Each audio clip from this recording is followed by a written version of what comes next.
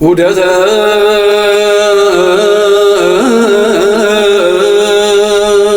ወሳእና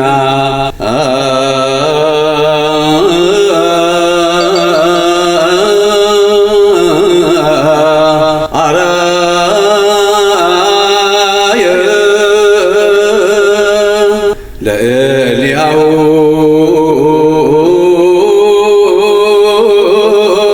አርዳኤ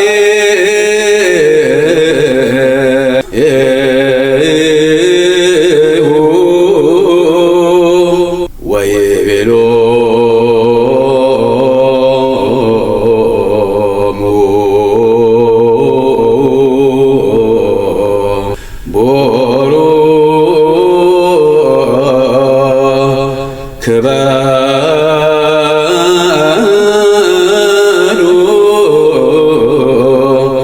እንዘ ተጸርቡ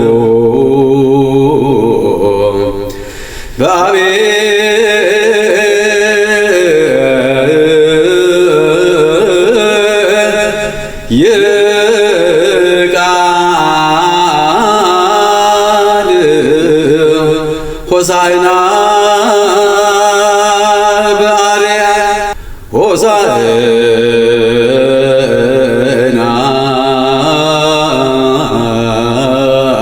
በአርያም ሆሳዕና።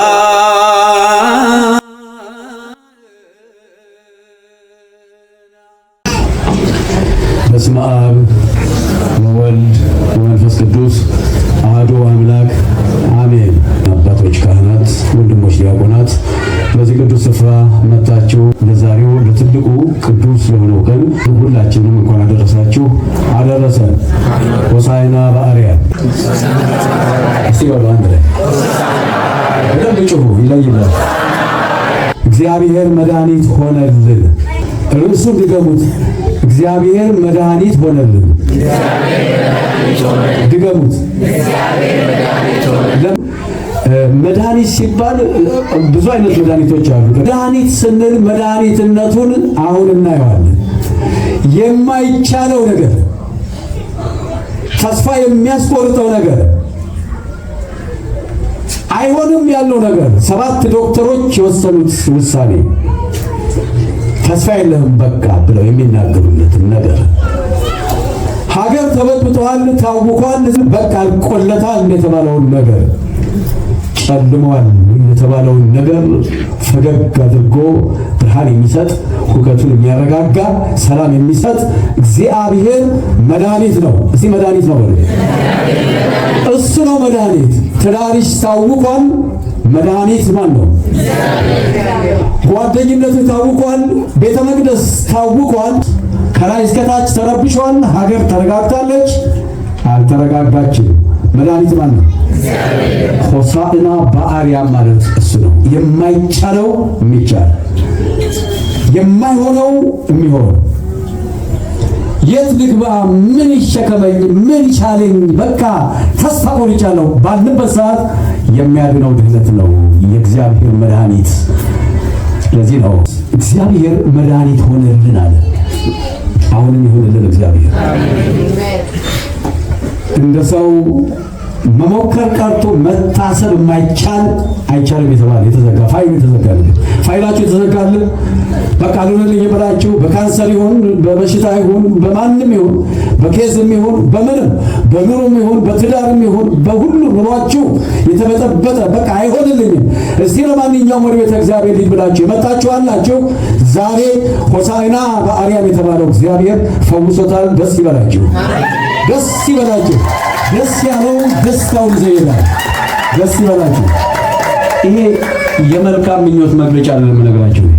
እናንተ ደስ እንዲላችሁ ያህል ለመቀስቀስ አይደለም። ጉዳዩ እውነት ነው። እዚህ እውነት ነው በሉ።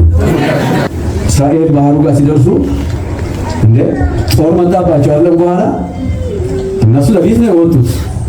አላዩዋቸውም። ፈርዖኑ ጀምሮ እስከ ሸማምንቱም እስከ መኳንንቱ አላዩዋቸውም። የ430 ዘመን ውዝፍ ዝፍዝፍ ዕዳ ይዘው ነው የወጡት እኮ። የሚገርመው በባርነት 430 ዘመን ኖሩና እግዚአብሔር በመልአኩ ሲያስወጣቸው በብድር መልክ በስጦታ መልክ ከግብፃውያን በዋዜማው ወርቁን፣ ብሩን፣ ምኑን ሁሉ እንዲሰበስቡ አደረጋቸው። እግዚአብሔር አስከፈላቸው። ያንን ጉልበት የወደቀ ወድቆ አይቀርም፣ የጨለመበትም ጨልሞበት አይቀርም። እግዚአብሔር አለ። እግዚአብሔር ያያል። እግዚአብሔር ይመለከታል።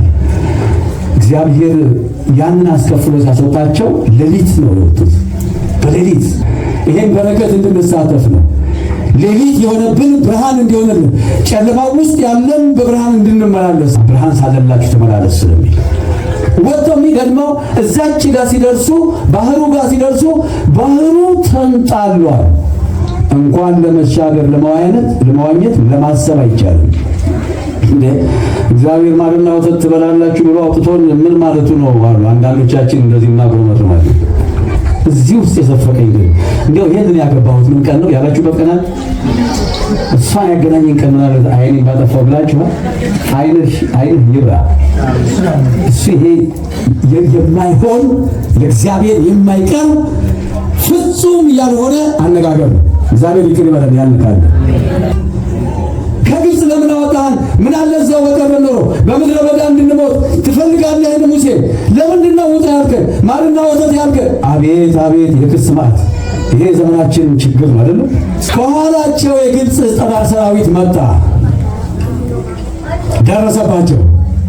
ሲያዩ ከዚህ እሳት ነው፣ ከፊትም ውሃ ነው። በእውነት ተስፋ አስቆርጥም። ችግር ለምን መጣብኝ እንዳትሉ፣ ችግሩን የሚያሳልፍ መድኃኒት የሚሆን አምላክ ስላለን ከሰማይ በዚህ ጭንቀት ውስጥ ነው። ሙሴም ግራ ገባው። ነቢዩ እንዴ ልክ ናችሁ እኮ እናንተ። ለምንድን ነው እግዚአብሔር ብሎ ወደ እግዚአብሔር ጩኸት ጀመረ። ለምንድን ነው ከግብፅ ያወጣህን? ለምንድን ነው እንድንታዋልለን? ሙሴም ምን አለው እግዚአብሔር? እባክህ አትጩህብኝ። እግዚአብሔር እንዲህ ሲል አያስደነግጥም? መጽሐፍ ቅዱስን አንብቡት። ምን አለው እግዚአብሔር ሙሴ? አትጩህብኝ። ለምን እግዚአብሔር ለምን አምላክ ያለው? በእጅህ ነው ያለው። ጸሎቱ፣ ሰይፉ፣ እምነቱ በእጅሽ ነው ያለው፣ በእጅህ ነው ያለው። አትጩህ። ቅዱስ ገብርኤል መሻገሪያ ጠፋኝ። ቅዱስ ገብርኤል ቢናገር አሁን አትጩህ፣ አንቺው ጋር ያለው እምነቱ ነው። እመን ምን ትሆናለህ? ትድናለህ።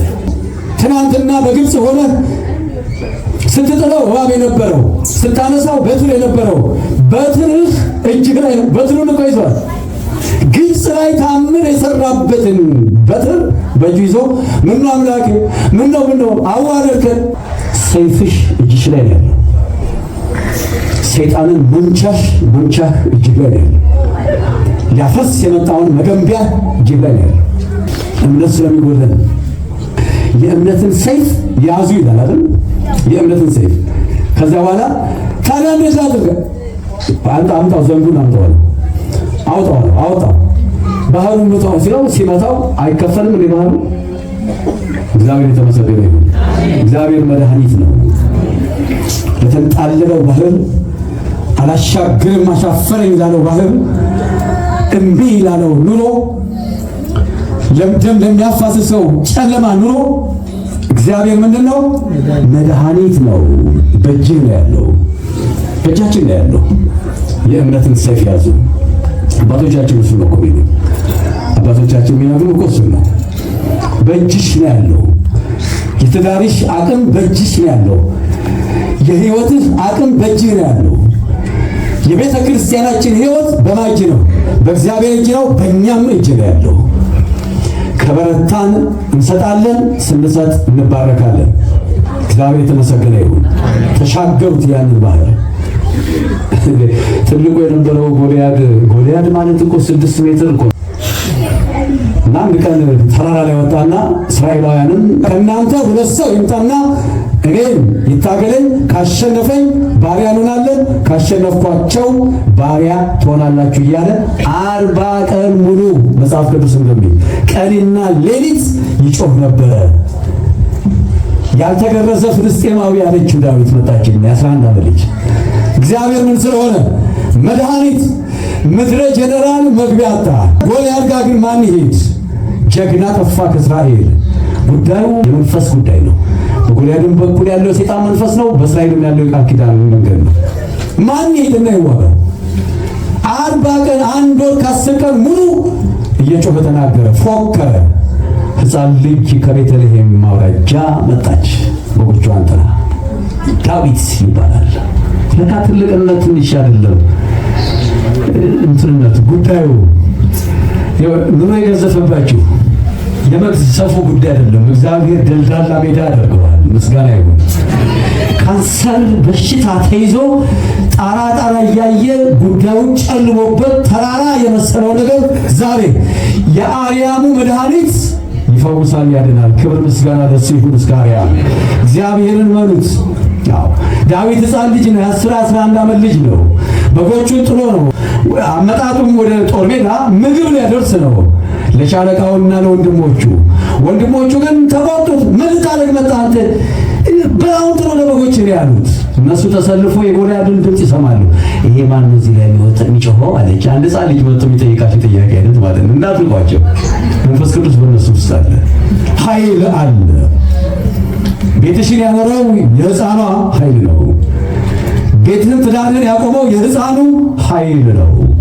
መንፈስ ቅዱስ ኃይሉን በእነሱ ያሳድራልና አሁንም ሕፃናቱን ይባርክልን። ይገርማል። በጣም ይገርም። ማን ነው ሄዚ ላይ የሚጮኸው አለ። ሂድ አንተ በጎች ጠብቅ፣ እኔ ከድሮም ከልጅነት አውቃለሁ አለው ወንድምየው ኤልያብ። አልተመቸውም። ሄደና አንዱ ወታደር ማን ነው እዚህ ላይ የሚጮኸው አለ። ተስፋ አልቆረጠም። የማን ጉዳይ ስለሆነ እግዚአብሔር እግዚአብሔር በሉ። እግዚአብሔር ካለ በልጅሽ ውስጥ አድሮ በቃ ብዙ ነገር ይሰራል። እኛ እኮ ንቀናቸዋል። በቃ አጠገባቸው መኖራቸውን አንዳንዴ ይደርሳሉ። ምክንያቱም እግዚአብሔር ደግሞ በእነሱ ይሰራል፣ ኃይሉ ይገለጣል። ማን ነው እዚህ ላይ የሚጮኸው አለው። አየውና ወታደሩ ምን ያደርግለት ጠየቀ። አይማ ጎልያድ ይባላል እና ምንድን ነው የሚለው? መጣችሁ ካሸነፋችሁ 2 ሰው ልካችሁ ወደ እናንተ እንገዛለን፣ ካሸነፏችሁ እንደ እኔ አሸንፈዋለሁ አትል። እናንተም ሳቃችሁ አይደል? ሳራ ስቃ ነው ይስሐቅን ያገኘችው። አሜን በሉ ሁላችሁ። እግዚአብሔር ያስቅና ነው የሚሰጠው። በጣም የሚገርም ያመጣል። ሳራ ወንድ ልጅ ትወልጃለሽ አለ። ጓዳ ውስጥ ወንሴ የመጡበትን በርቷ ሄዱም እንዳች ለምን ሳቅሽ?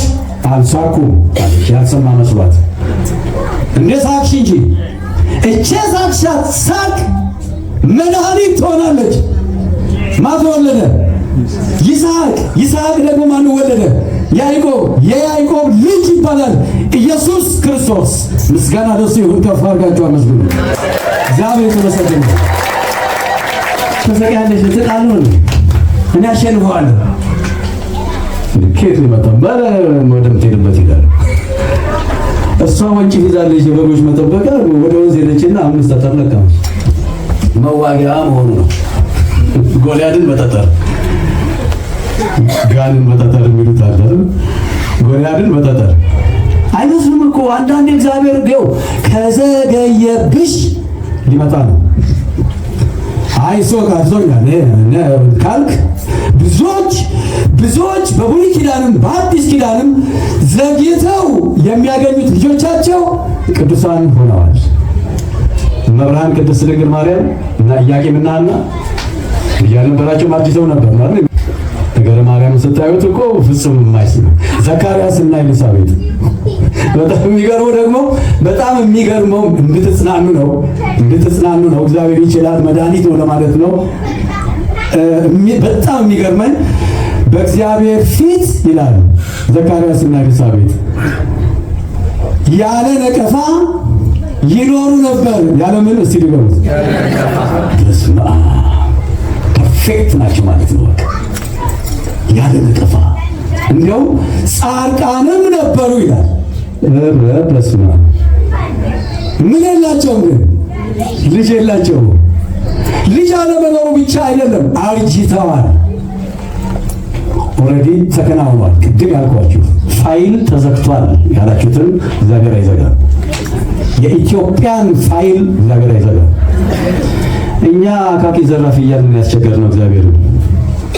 አንዳንዴኛ ውጊያ ስንጀምር እሱ ተወና ያይናል ዳኛ ይሆናል ብለን የለም እንደ ስንለው አለው። ታዲያስ አንተ ተዋጋህ ጀመርከው። እንደሱ እኮ ነው በየቦታው ላይ መጮህ አረገ ሐዋርያው ቅዱስ ጳውሎስ። እኛ ግን እንደ ሰው ልማድ አንዋጋም ማለት እንደምን ልማድ እንደ ሰው ልማድ አንዋጋም ማለት ምሽግን ለመስበር ግን እግዚአብሔር ኃይለኛ ክንድ አለው አለ።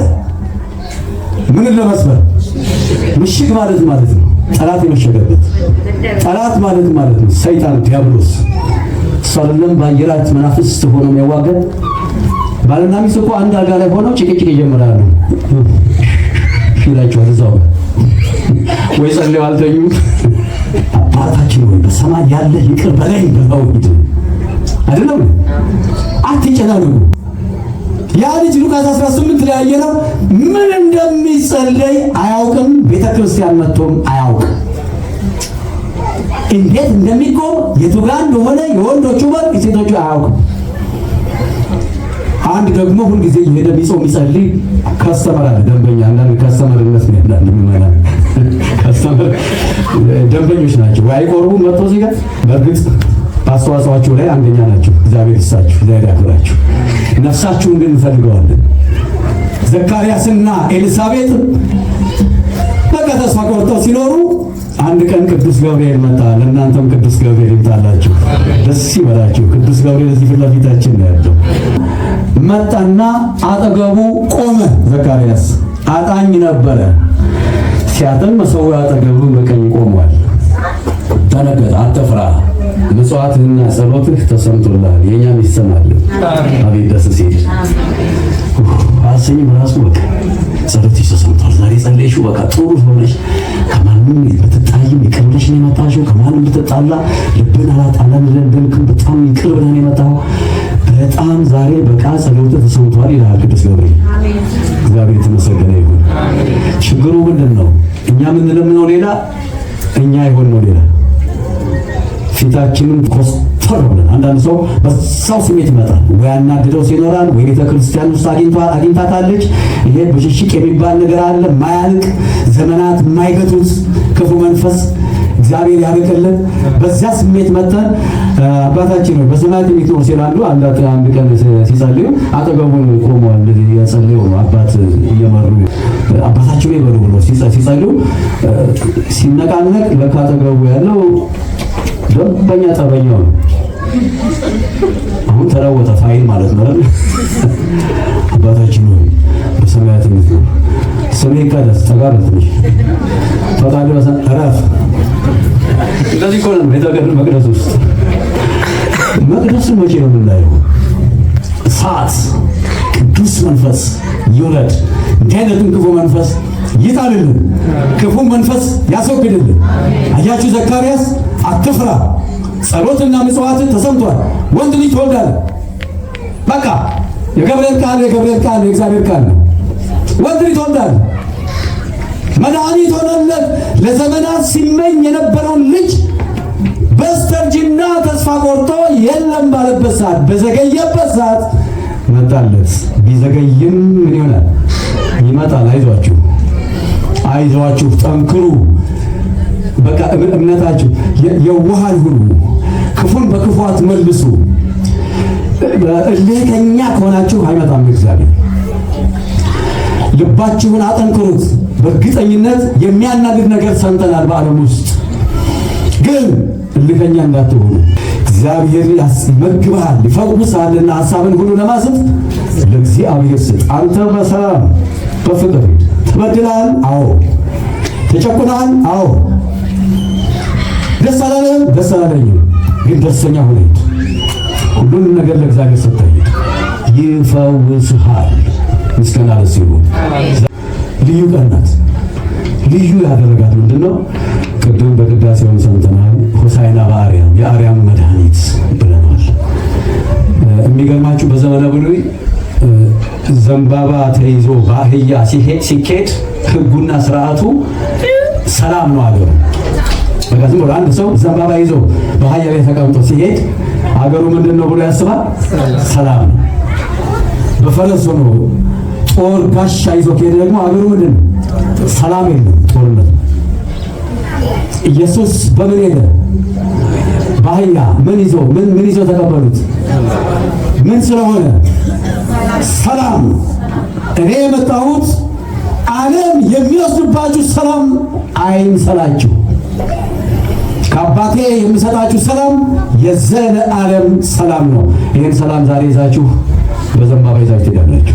ዘንባባዋ አቤት! እቺ የዘንባባ ሾክ ስትዋጋ ተጠንቀቁ። በኋላ በጣም ጠቅ ስታደርግ ልብ ጋር የምትሰማው እቺ የዘንባባ ሾክ የምትባላለች የመለኮቱን ኃይል ነው የምትገልጸው። አያችሁ፣ ሾኩ ራሷ ምሳሌ ነው። ያለ አግባብ ከቆምን በእግዚአብሔር ፊት በደላችንን ሳናስወግድ ከቀረብን የዘንባባ ሾክ ማለት ነው መለኮት ኃይል። እግዚአብሔር ይሰውረን ከእንደዚህ። ሰሌኑ ደግሞ ፍሬ አለው። ፍሬው ተምር ይባላል። ነሳ አብርሃም አይጹቀ በቀል ተሰባ ወዘመረ እንደ መርጌታ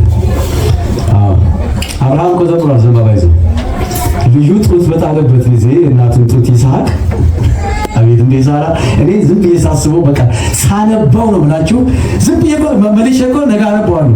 አዲስ የእግዚአብሔር ቸርነት ስለማያልቅ ማለዳ ማለዳ የእግዚአብሔር ቃል አዲስ ነው።